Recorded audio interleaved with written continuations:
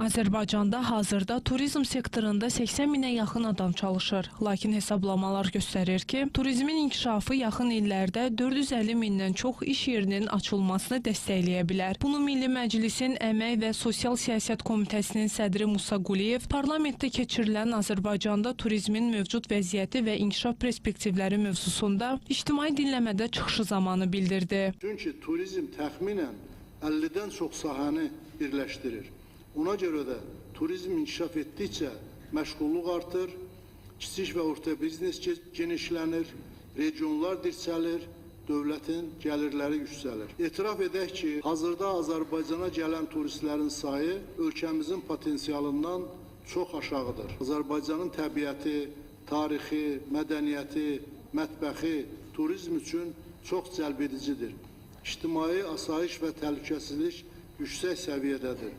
Amma qiymət, xidmət, logistik və tanıtım problemləri həll olmadan güclü turizm ölkəsinə çevrilmək çətindir. Dövlət Turizm Agentliyinin sədri Fuad Nağıyev vurğuladı ki, 2026-cı ilin yanvar ayında Azərbaycana səfər edən əcnəbi vətəndaşların sayında ötən ilin analoji dövrü ilə müqayisədə 5% artım var. Artan göstəricilər onu deməyə əsas verir ki, Azərbaycanın turizm sektoru davamlı inkişafını qoruyur və qeyri-neft iqtisadiyyatının strateji dayaqlarından birinə çevrilir. Bununla belə, turizm sektoru bir sıra çağırışlarla qarşılaşır. Geosiyasi risklərin artması və bunun gəlmə turizminə mənfi təsiri fonunda ölkəyə gəlmənin asanlaşdırılması, təklif olunan xidmətlərin keyfiyyətinin artırılması, sahənin iqtisadi alətlərlə təşviq edilməsi xüsusi əhəmiyyət daşıyır. Bu baxımdan turizmin sistemli inkişafını təmin etmək üçün əsas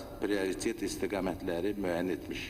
Bura hədəf bazarlar üçün vizasız rejiminin tətbiqi, hava nəqliyyatı və sərnişin daşınmada qiymət baxımından rəqabət qabiliyyətinin təmin edilməsi, dayanıqlı turizm inkişaf fondunun yaradılması, əlverişli fiskal və investisiya mühitinin formalaşdırılması daxildir. Azərbaycan Həmkarlar İttifaqları Konfederasiyasının sədri Sahib Məmmədov qeyd etdi ki, Azərbaycanda turizmin inkişafı dövlət siyasətinin əsas prioritet istiqamətlərindəndir. Görülən işlər nəticəsində qeyri-neft sektorunun inkişafında turizmin payı artmaqdadır. Azərbaycanda turizmin inkişafı üçün geniş imkanlar, potensial mövcuddur. Ölkəmizin əsrarəngiz təbiəti, unikal memarlıq nümunələri olan tarixi abidələri, zəngin adət-ənənələrimiz, qonaqpərvərliyimiz bu sahənin inkişafı üçün geniş imkanlar yaradır. Və Azərbaycan Həmkarlar İttifaqları Konfederasiyası olaraq ölkə prezidentinin həyata keçirdiyi uğurlu sosial siyasətə dəstək olaraq biz də səlahiyyətlərimiz çərçivəsində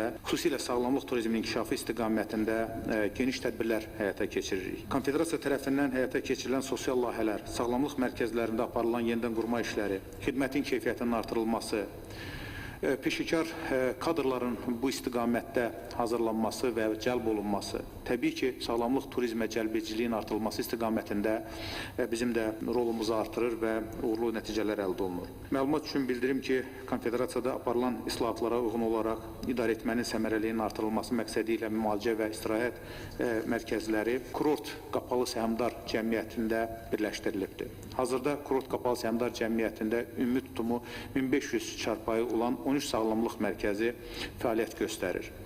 Bu isə sağlamlıq turizmi üçün yaxşı bir imkandır. Milli Məclisin Əmək və Sosial Siyasət Komitəsinin üzvü Göydəniz Qəhrəmanov bildirdi ki, işğaldan azad edilən Qarabağ və Şərqi Zəngəzur iqtisadi rayonları Azərbaycanın turizm xəritəsində yeni perspektivlər açır.